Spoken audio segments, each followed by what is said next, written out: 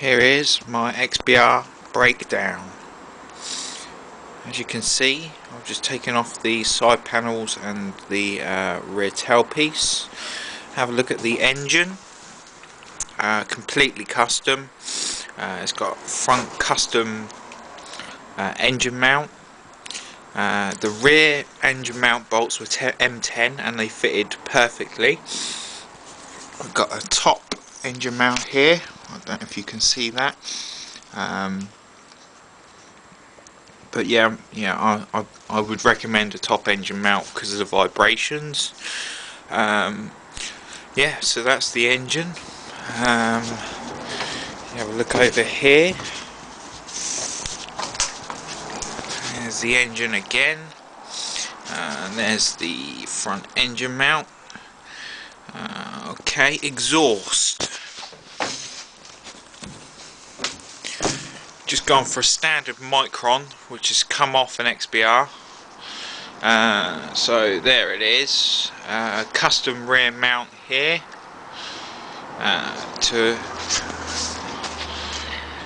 There we go. Custom rear mount for the exhaust, which just goes onto the rear pillion peg. There you go. You can see it a little bit better there.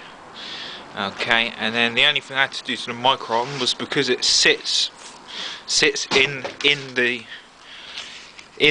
engine bay a little bit further back. I just welded some chrome tubes to increase the length of the micron. Okay, so that's the engine and exhaust. One thing with the XBR is it's got an oil tank. So where the battery would normally be, there's now an oil tank, and it's slightly angled, so you've got the oil tubes that go into the engine and they're not fouling on the frame anywhere.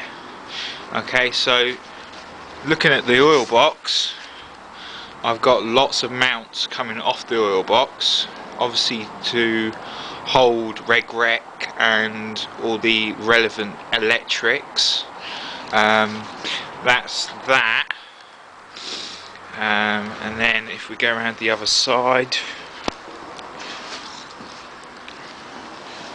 we can see the oil box there with a plate across it.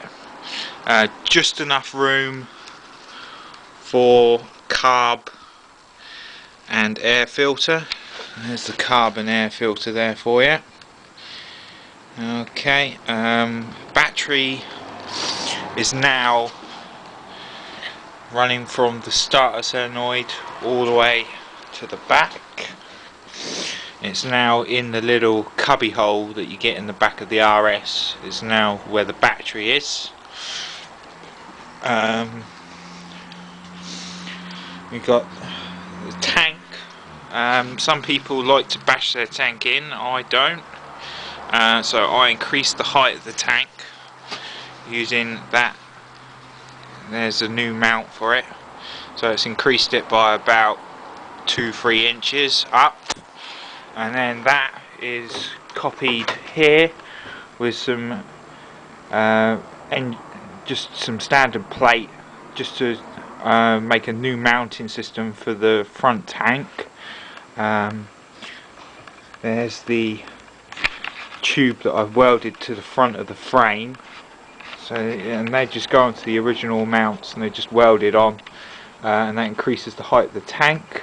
Because I've increased the height of the tank, I've had to increase the height of the tailpiece.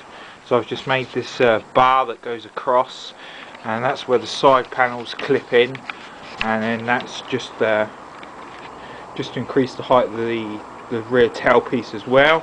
Slight modification to the tailpiece.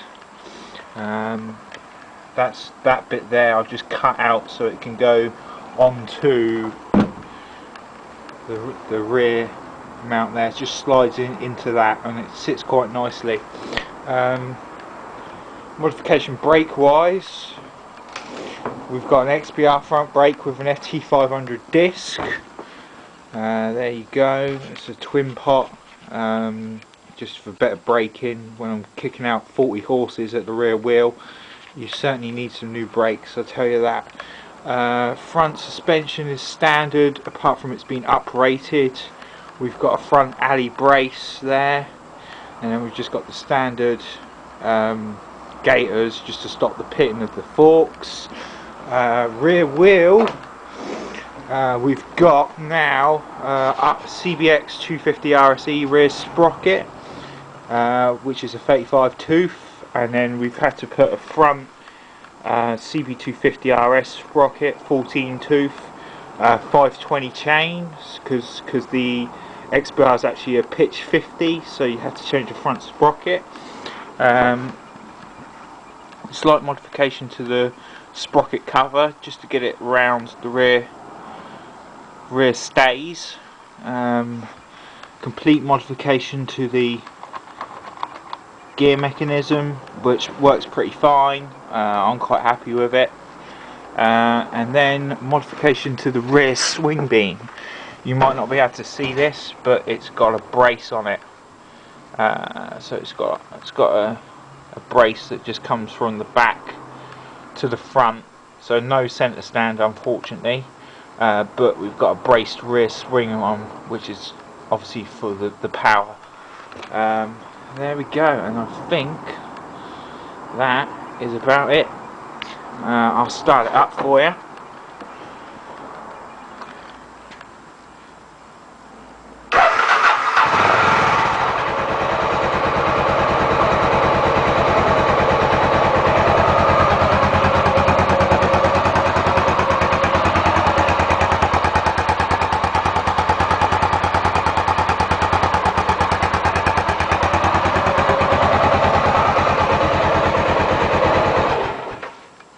Couple modifications up here, just where the handlebars go on. I've just made some mounts to hold the clocks, and then modification to the rear shocks.